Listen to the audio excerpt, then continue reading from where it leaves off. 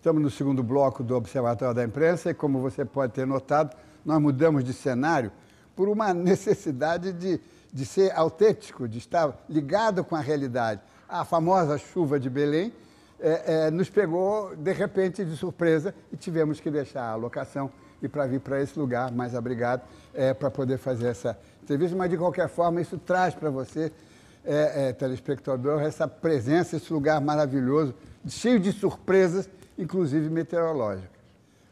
Quantas horas por dia você trabalha no Jornal Pessoal? Bom, o meu grande problema começou em 92, quando eu passei a começar a receber processos. As pessoas que eram atingidas pelo Jornal Pessoal, as pessoas do poder, perceberam que a justiça era o melhor caminho, porque eu ia passar a ficar preso aos processos no fórum.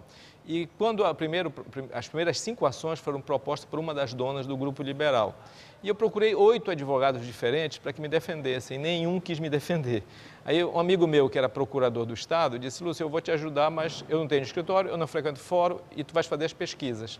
Então eu passei a ajudá-lo nisso. Então, os processos judiciais, eles me tomam muito tempo. E é um processo político que eu preciso, às vezes, frequentar o fórum para verem que eu não temo nada. Então, quando os processos permitem, o resto do tempo todo é para apurar o jornal. Eu vejo uma deficiência no Jornal Pessoal, que é a pouca capacidade que ele tem de financiar meus deslocamentos. Às vezes eu tenho vontade de ir em Carajás, tenho vontade de Trombetas e não tenho condições, recursos para isso. Mas eu procuro compensar com as minhas fontes, locais, que é o meu grande capital. Eu ligo para a fonte tal. Eu já estive em todos os lugares, né? A grande contribuição do Estado de São Paulo para o Jornal Pessoal é que eu viajei pela Amazônia toda, ia para onde eu queria, o jornal financiou sempre, nunca rejeitou uma proposta de viagem. Então, às vezes, por exemplo, eu queria saber quanto custou realmente a estrada, a maior estrada do Pará, chamada PA 150, que hoje foi federalizada, com 1.100 quilômetros. Quanto custou? Eu não conseguia o dado exato.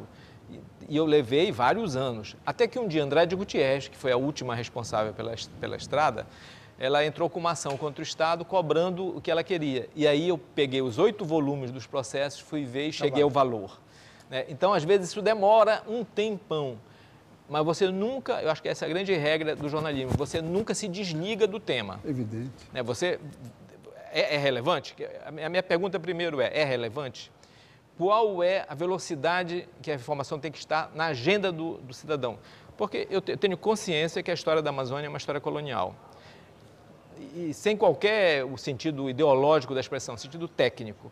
Porque a decisão vem de fora. A decisão vem de fora. Quando chega aqui um projeto como esse da fábrica de alumínio, os japoneses, quando teve a primeira crise do petróleo, a primeira expedição japonesa para encontrar um novo caminho para o Japão, que estava inviabilizado, veio para o Pará. Então, é um projeto de longo prazo. E eles, naquele momento, eles decidiram fechar as 41 fábricas de alumínio. O Japão era autossuficiente em alumínio, mas ele tinha que fechar tudo. E num curto espaço de tempo. Então, isso exigiria uma logística fantástica, tão grande, que hoje eles compram alumínio de que necessitam 15% de todo o alumínio nessa fábrica aqui perto de Belém, e o preço é menor do que quando eles produziam no próprio Japão. Bem, mas aí você se ocupa com os processos, que é quase um tempo integral, depois tem um jornal, que você perde algumas horas por dia, depois tem os problemas técnicos de supervisionar a impressão, de levar o jornal para os... Não, e até encontrar gráfica, porque eu estou na 11ª gráfica, porque as 10 anteriores saíram porque foram pressionadas, né? Então, alguém vai lá. Tem mais esse problema, digamos, industrial.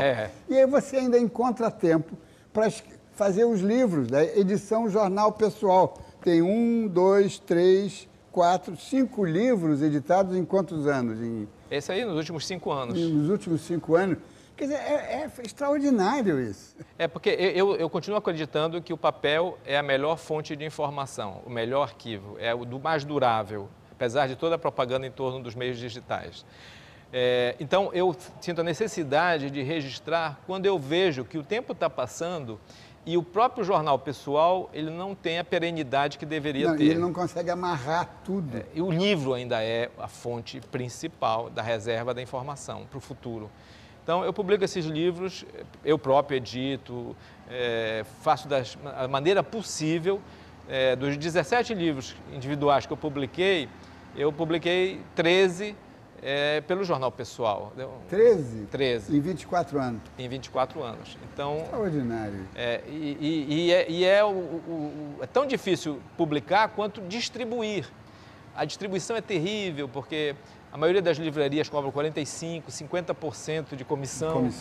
E aí o livro fica impraticável, você não consegue chegar até lá. Mas o que eu aposto é o seguinte, é que essa informação vai sobreviver. Alguém tem que registrar essa informação.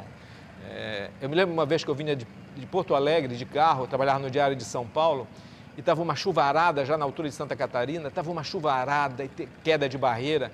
De repente, nós vimos uma luzinha acesa no meio da estrada. Alguém tinha colocado uma lâmpada ali, iluminar com bateria, porque tinha caído uma barreira. Se não tivesse aquela pessoa tido a preocupação de colocar a luz, nós tínhamos tido uma colisão séria, talvez fatal. E eu agradeci aquela pessoa. E eu procuro manter essa luzinha da Amazônia. Eu acho que a Amazônia está sendo escrita, a história da Amazônia atual, da mesma maneira como os colonizadores do passado escreveram a história da África e da Ásia. Como é que nessa época das grandes tecnologias, da instantaneidade da informação, do acesso ilimitado, de repente estamos aqui diante desse imenso, fantástico, espetacular buraco negro que é a Amazônia?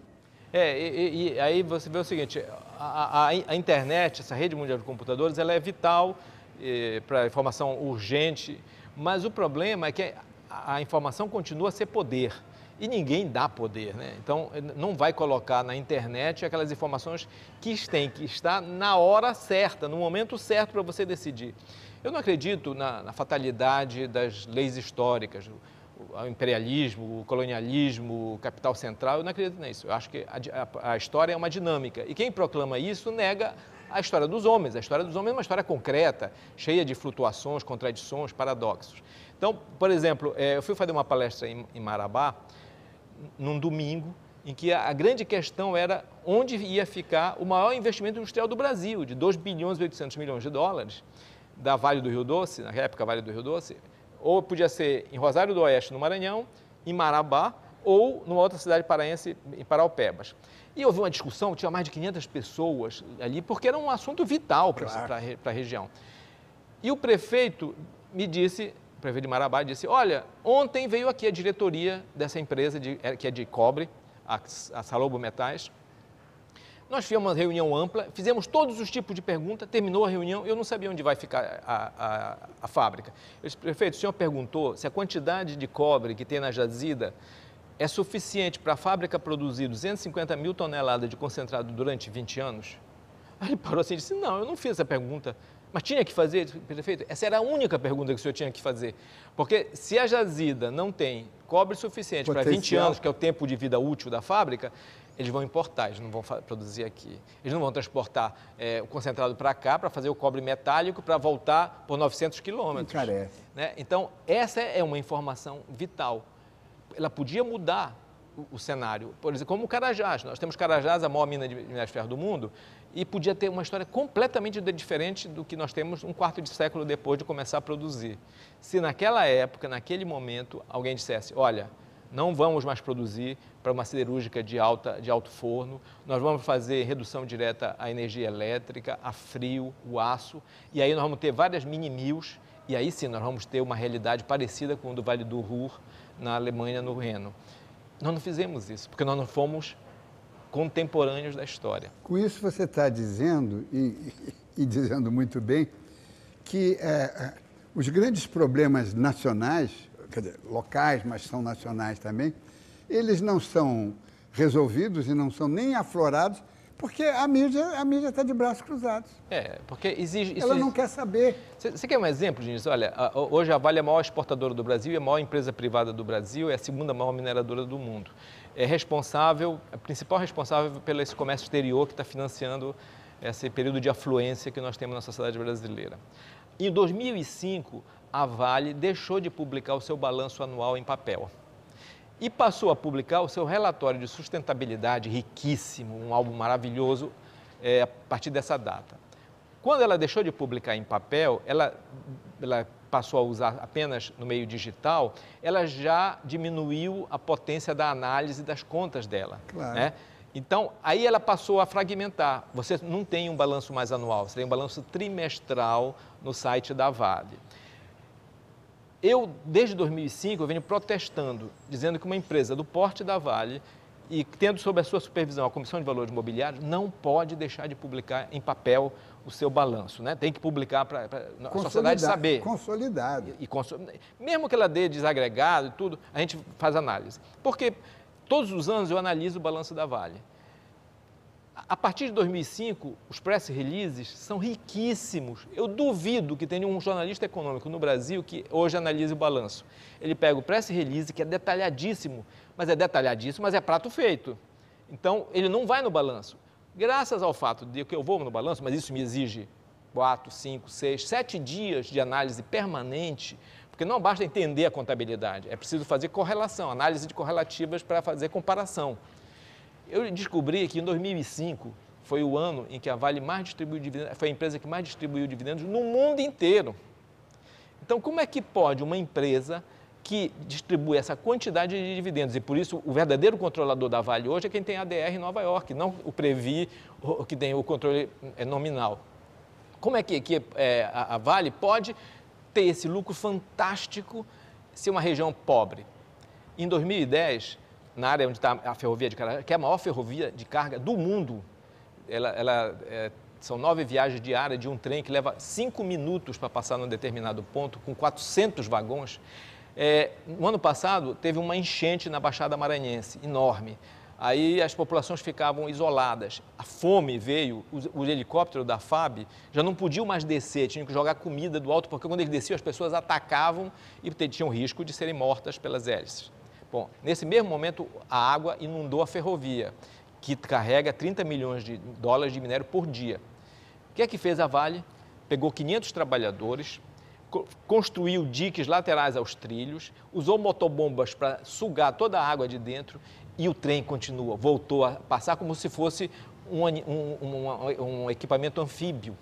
Eu fico olhando aquela imagem e digo, que maravilha da tecnologia, da criatividade. Por que isso não atinge a população da Baixada Maranhense, que é das mais pobres, do nível da maior pobreza nordestina?